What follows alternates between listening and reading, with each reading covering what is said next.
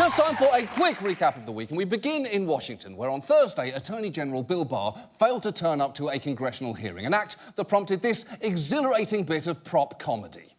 Congressman Steve Cohen, a Tennessee Democrat, munched on a bucket of fried chicken during the hearing and flaunted a ceramic chicken to drive his point home. What is the message you're trying to send?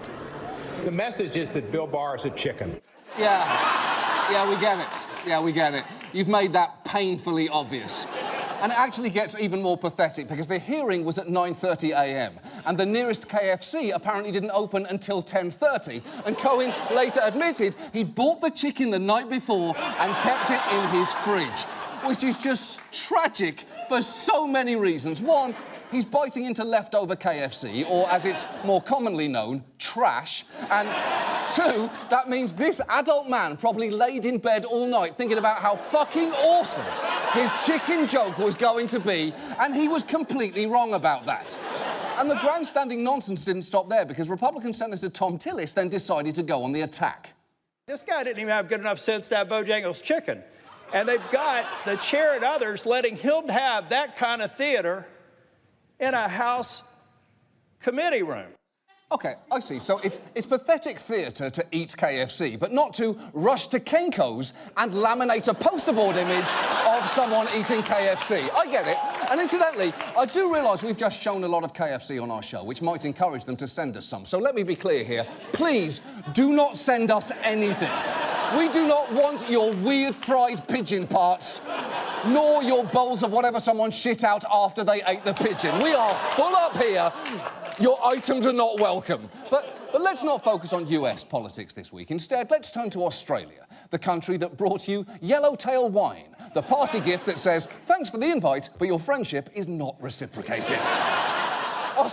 Australia has a federal election on May 18th, and it's worth taking a look because their campaign is less than a month old, but there's already been a ridiculous amount of scandals. Just this week, Steve Dixon, a leader in the far-right One Nation party, got in trouble when footage surfaced of him at a US strip club. The secret video shows the happily married politician groping dancers and asking them to come home with him. It's a bad look and very bad judgment from a man who campaigns on family values. I love the fact that she mentioned that this was a bad look because he campaigned on family values. As if the worst part of groping people in a strip club was that he wasn't behaving on brand. Oh, sure, he's a married man at a strip club, groping the dancers, but why wasn't his wife and children there with him in an unsettlingly sticky booth? That would have made all of this fine. But sexual harassment Dundee here is by no means the only spectacular implosion of this campaign so far. A shocking number of candidates have got in trouble over offensive social media posts. This one for anti-Muslim posts, this one for anti-Semitic posts, this one for homophobic remarks, this one for a rape joke, and this one, Ross MacDonald, for a plethora of lewd photos he posted to his own Facebook, including a photo of himself grabbing a woman's breast in a Thailand bar, which I'd say is the grossest thing on his Facebook page, were not for a post labelled, interesting thoughts, attached to this photo of a naked woman photoshopped to look like a horse. And let me just say, no, I do not think she should have been disqualified from the Kentucky Derby. You ran a good race, sexy naked horse lady. On to the Preakness for you. But perhaps the most eye-catching candidate is Clive Palmer, head of his own United Australia party. He's a brash businessman who's pushing a populist, anti-establishment platform. And if that's already reminding you of someone, just wait till you hear him yelling at a news anchor. We've got to stop about the fake news, people attacking individuals. As I said, my wealth's $4,000 million. Do you think I give a stuff about what you personally think or anyone else? I care about this country. God bless Australia. You're making Put this Australians campaign first. Wow. That's all pretty Trumpy right there. Arrogance, check. Red tie, check. He even has billboards with his campaign slogan, Make Australia Great, which notably doesn't say, Make Australia Great Again. Look, let's not rewrite history here. We are and have always been a big baking rock full of impossibly huge spiders. We're just looking to go up from here. Make Australia great for the first time. Palmer has positioned himself as a political outsider, despite the fact he was elected before in 2013 and became a joke for being the most absent politician 2 years in a row, and for this moment where he either fell asleep in Parliament or realised he had to actually govern and so just played possum until the next election cycle. But when it comes down to it, all you really need to know about Clive Palmer is two of his most eye-catching business ideas. There's his failed Jurassic Park-inspired dinosaur park called Palmersaurus, and then there's this idea that he's been working on for years. The Titanic 2 will be a ship of peace. It will sail from China to Southampton, from Southampton to New York, from New York to Southampton. By learning from the lessons of the past, the spirit of Rose and Jack, Romeo and Juliet, lives in all of us. The spirit of life, the spirit of love, to dream the impossible dream. All of us live in time. This is our moment. It's our turn to board Titanic 2. The Titanic was the ship of dreams. Titanic 2 is the ship where dreams will come true. Now, obviously, that's an incredible idea coherently expressed. Pure gold, no notes. Except, you know what, I do have a few notes. First, the Titanic as a boat brand is famous for two things, being big and sinking. We already have cruise ships that are 5 times the size the Titanic was, so that really just leaves the sinking part. Second, I'm not sure how Titanic 2 constitutes learning the lessons of the past when one of those lessons is sitting at the bottom of the North Atlantic. Third, why is one of those lessons of the past Jack and Rose, who are not historical figures, but also neither are Romeo and Juliet, a couple which have about as much to do with the Titanic as the Titanic has to do with Australia? Fourth, their spirits don't live in anyone. Had they lived, they'd be dead, along with everyone else on the Titanic. And fifth, the Titanic 2? That's your name? The Titanic 2.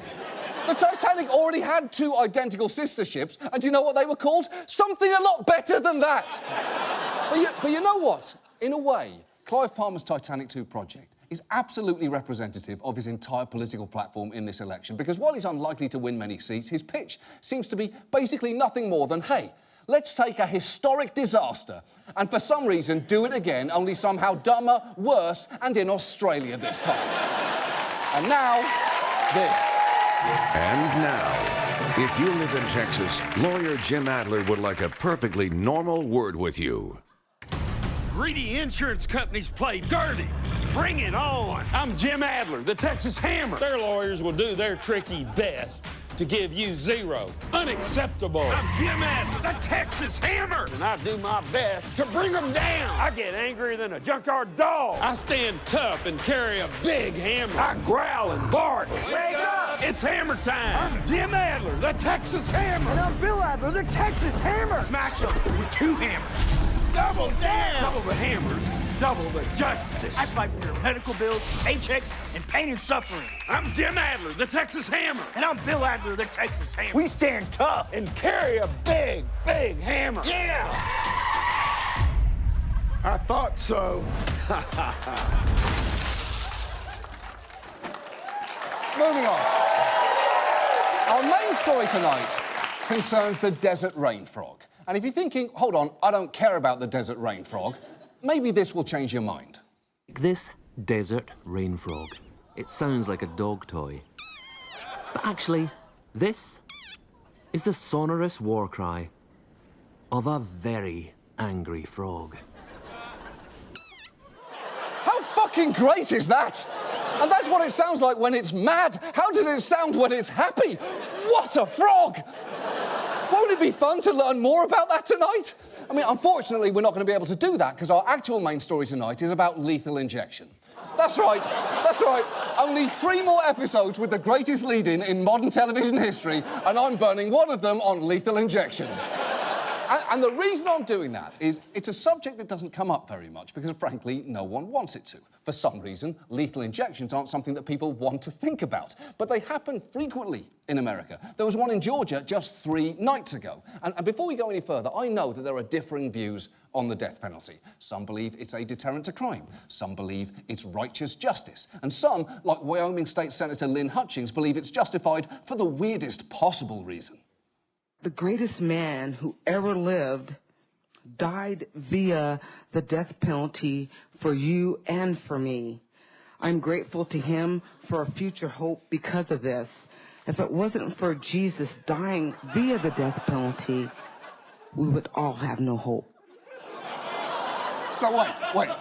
Your argument for the death penalty is that it got us a Jesus once. Maybe one day, if we kill enough people, we'll get another one? Is that it? We'll get a bonus Jesus? Let's just keep rolling the dice. Papa needs a new pair of Jesuses. Now, for the record, so you know, my personal view on the death penalty is a little different to that, in that I don't think it should exist whatsoever. There's actually no proof it has an effect on bringing down crime. It's technically more expensive to execute someone than it is to keep them in prison for life, and I'd argue it's wrong. It's a wrong, bad thing the government should not be able to do, which kind of makes my first 2 points irrelevant there. Listing reasons why you don't support the death penalty can feel like listing reasons why you're not going to fuck your mom. Well, let's see here. We don't have much chemistry. She lives 300 miles away. Oh yeah, she's my mom! Still, I do understand that it can be hard to sympathise with people convicted of heinous crimes, although, I will say, according to one study, around 4% of people sentenced to death are actually innocent, which in itself should give us pause about the whole enterprise. It's the equivalent of it would make things pretty weird with Dad. Not the main reason not to do it by any measure, and yet it should comfortably be disqualifying enough on its own. But let's say that you don't care about any of those reasons. Let's say you support the death penalty. There's still the question of how you do it. And lethal injection came into vogue because it was seen as a humane and painless method. It gained popularity around 4 decades ago as states started getting queasy about the horrors inflicted by the electric chair. One state senator from Louisiana actually explained his votes to switch to lethal injection back then pretty nicely. I am for capital punishment, but I think that is a more humane way. I have seen evidence in my committee this year. I've seen photos of persons that were electrocuted, and it is, I guess you would say, kind of gross. And I think that this is probably a step in the right direction. Kind of gross. The electric chair actually set some people's heads on fire, so that's kind of an understatement. Putting mayonnaise on pizza is kind of gross. Otherwise cute dogs with large erections are kind of gross.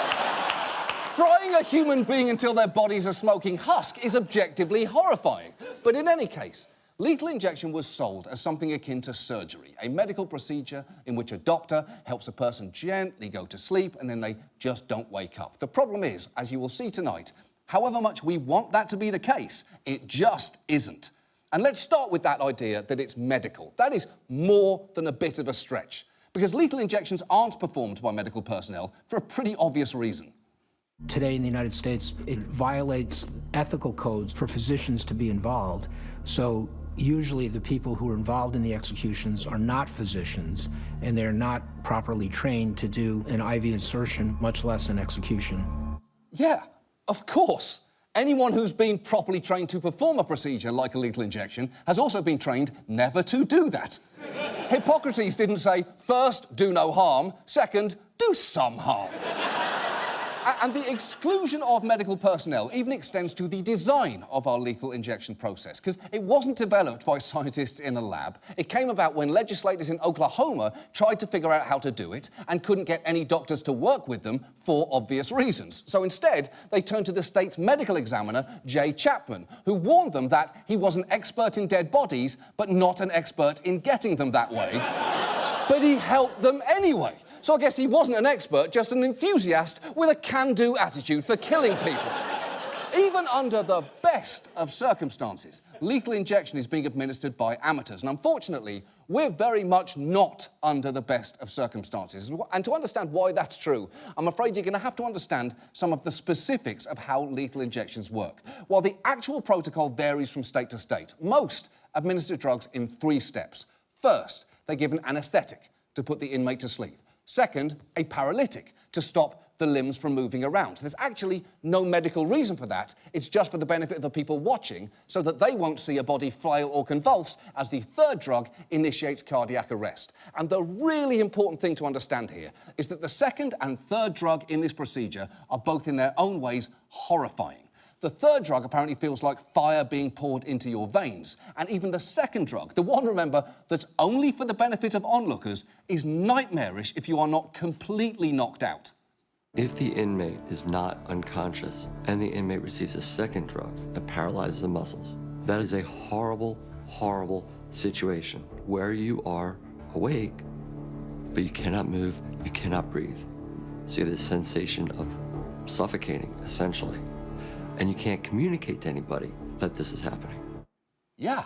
You could be fully aware, feel like you're suffocating, but unable to move or communicate while fire is about to be injected into your veins. And this somehow qualifies as more humane than an electric chair, which seems pretty debatable at best. It's like saying which movie has sexier CGI characters, Zootopia or Monsters, Inc. I mean, probably Monsters, Inc., but it's not clear-cut. And the question in and of itself is very disturbing. So, if steps 2 and 3 are torture, the first drug in the sequence becomes critically important because, in theory, it's supposed to keep you from feeling the other two. Now, we used to use a drug for this called sodium thiopental, but it stopped being made here in 2011 and it's no longer approved by the FDA for import into the country, although some states have tried to weasel around that restriction. 5 years ago, when Arizona needed drugs to execute an inmate named Jeffrey Landrigan, it purchased them illegally from a supplier operating out of this driving school in London. Holy shit! That is the most lethal thing to come out of a British driving school since Prince Philip. And even when that supply got cut off, states didn't give up. They looked all over the place for replacement drugs. Texas tried buying them from both a supplier in India that also made illegal party pills and having them custom-made by a small independent pharmacy which also operated as a gift shop, which is just perfect if you want to pick up execution drugs but also give the inmate a little goodbye gift. Oh, wow, an oven mitt with googly eyes on it. You shouldn't have, Barbara. I mean, you really absolutely shouldn't have. What the fuck is wrong with you? Nowadays, most states have given up on sodium thiopental, and instead, for that crucial first step, they use a drug called midazolam, which you should know is a sedative, not a general anaesthetic. So it relaxes you, but doesn't do anything to actually stop pain. One expert has called it a martini in a syringe, which sounds like A, James Bond's rock bottom, and B, not nearly enough if I'm about to feel suffocated with fire in my veins. And when called upon in court to justify using a sedative with no pain-killing properties during a procedure this painful, states have relied almost exclusively on this man, Dr. Roswell Lee Evans. He's testified as the key expert witness in favour of midazolam on behalf of 6 different states, even though he's not actually a medical doctor. He got his pharmacy doctorate after just 18 months of postgrad study before midazolam even existed and has basically been working as a college administrator since 1994. And if you're thinking, well, hold on, how do you know he's not been conducting research on midazolam or a bunch of other anaesthetics since then? Well, just watch this sequence of questions that he answered during a deposition. Have you been involved in research involving the use of midazolam? No. Have you been involved in research involving the use of diazepam? No. Have you been involved in research involving the use of lorazepam? No. Have you been involved in research involving the use of propofol? No. Have you been involved in research regarding the use of pentobarbital? No. Have you been involved in research regarding the use of sodium thiopental? No. Have you been involved in research regarding the use of halothane gas? No. Have you ever been involved in research regarding anesthetics of any sort? No. Okay, so 2 things are pretty clear there. 1, that guy is not an expert on anything he's supposed to be an expert on. And 2, there's a lot of overlap between the names of sedatives and the names of alien races in self-published sci-fi novels. Because I could definitely imagine a book in which the midazolam unite with the lorazepam to fight the evil halothane and their minions, the pentobarbital. In fact, you know what? I might not even have to imagine that. It's probably already been optioned by HBO in their upcoming Game of Space Thrones. In 2 weeks' time, this network is so deeply fucked. But wait, it gets even worse. Because when this shaved Santa here testified in support of using midazolam in a case that eventually went before the Supreme Court, a full half of his 300-page expert witness report consisted of printouts from drugs.com. And look, Drugs.com is a highly useful resource for information, specifically information like this disclaimer reading, "This material is not intended for medical advice, diagnosis or treatment." It's frankly no wonder that many inmates do not want midazolam to be used in their execution. In Arizona, some of them actually sued over exactly this, and the Department of Corrections hit on an ingenious solution to that, saying that inmates could simply bring their own execution drugs. Which is pretty difficult, isn't it? What with those drugs being restricted and those prisoners being in prison. It's basically telling a one-year-old to provide his own birthday cake. How the fuck am I supposed to do that? I don't have the money, I can't drive, I can't even get out of this chair, and I'm somehow supposed to obtain my own fucking Fudgy the Whale? This is the worst birthday I've ever had! Unbelievable! And when the head of Arizona's Department of Corrections was pressed on that plan, he pretty quickly identified the problem. You've never heard of a prisoner on death row in Arizona successfully purchasing federally regulated drugs for use in their own execution, have you? No. Have you heard of any prisoner anywhere ever doing that? Not yet. Ooh, not yet. No one in the history of America has ever done this, but I think our inmates can pull it off. It is almost sweet how much he believes in the people he's in charge of putting to death. And look, so far in this story, I've held off on describing specific cases to you, but there are many, many examples that show just how terribly things can go when all the factors you've seen so far tonight come together. The list of botched executions is long and it is horrendous, but let's just take one of them. Clayton Lockett. Back in 2014, Oklahoma made him one of the first prisoners to be executed using midazolam. And right from the start, things did not go as planned. Executing Clayton Lockett with a new 3-drug combination took 43 minutes. A phlebotomist tried inserting needles into Lockett's forearms, neck, foot, groin, and buttock. Minutes after the execution began, Lockett's attorney, there is a witness, says his client kept trying to raise up and at one point even said something's wrong. They wanted to hurry up and get it done with as little transparency as possible. This is what they get. Yeah, that attorney is right. He's late for his gig as a Penn Jillette impersonator, but he's absolutely right. Look, what happened in that room was, by all accounts, incredibly gruesome. And the subsequent investigation revealed just how ill-prepared the people administering the injection really were. The drugs were not delivered into his vein. They went into the tissue. There were no backup drugs that night. There was no emergency plan if something went wrong. Regarding the use of midazolam, Mike Oakley from the Corrections Department said, "I looked online, went past the key WikiLeaks or whatever it is, and I did find out midazolam would render a person unconscious. So we thought it was okay." It's true. They looked up midazolam on WikiLeaks or whatever, which is just not ideal, is it? In fact, to make sure that that doesn't happen again, we actually bought WikiLeaksOrWhatever.com, which is now just a large banner reading, "Midazolam doesn't keep you from feeling pain. Please stop using it in executions." And of course, we also added that frog, just to cut the tension a little bit. If you click on him, he squeaks. See? See? He's angry about executions, as he well should be. What a frog! Lethal injection actually has the highest botch rate of any execution method. So much so, last year, 2 inmates in Tennessee requested and were executed by the electric chair because they believed it would be less painful. So, incredibly, in our desire to find a more humane method, we've ended up letting amateurs both invent and administer a form of unpredictable torture. And even some ardent supporters of the death penalty, like this federal judge, will acknowledge that lethal injection just isn't what we like to think it is. I think use of lethal injection is a way of lying to ourselves to make it look like executions are peaceful, are benign, are sort of like going to sleep. And they're not. They're brutal things. Now, you have proposed alternatives. You prefer firing squad to lethal injections. Never fails.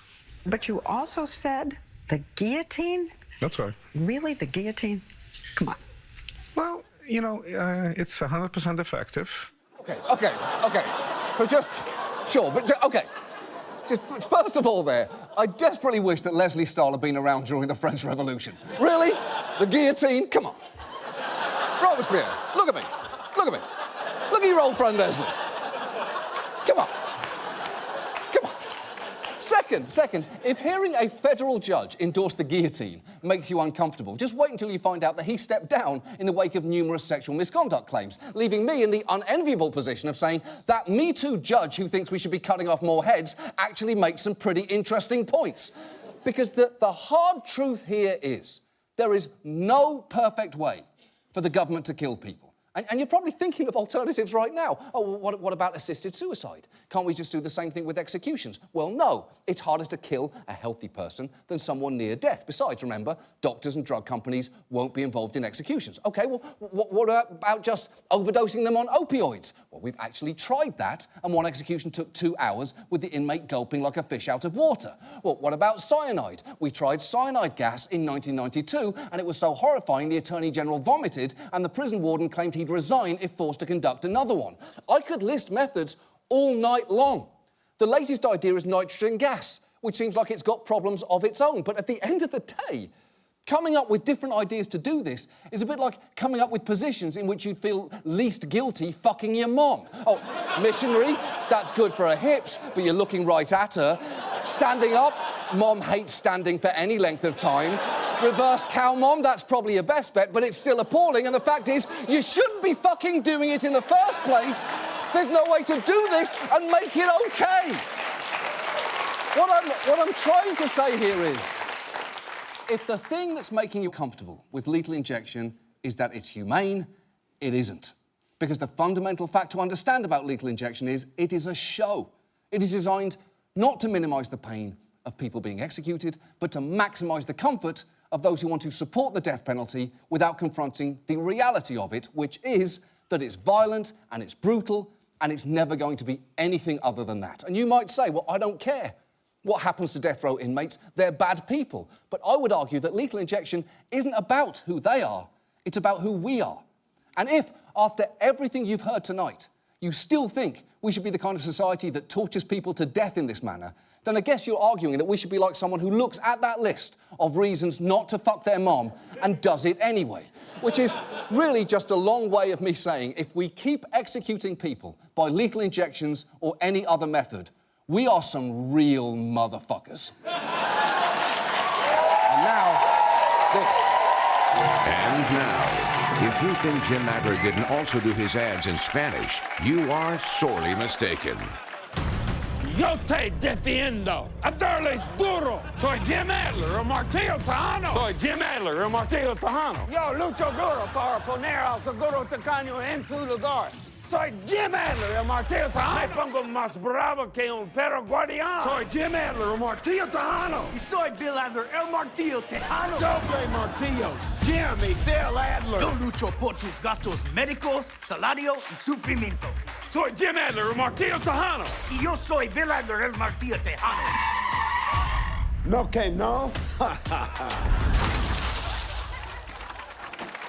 That's our show. Thanks so much for watching. See you next week. Good night.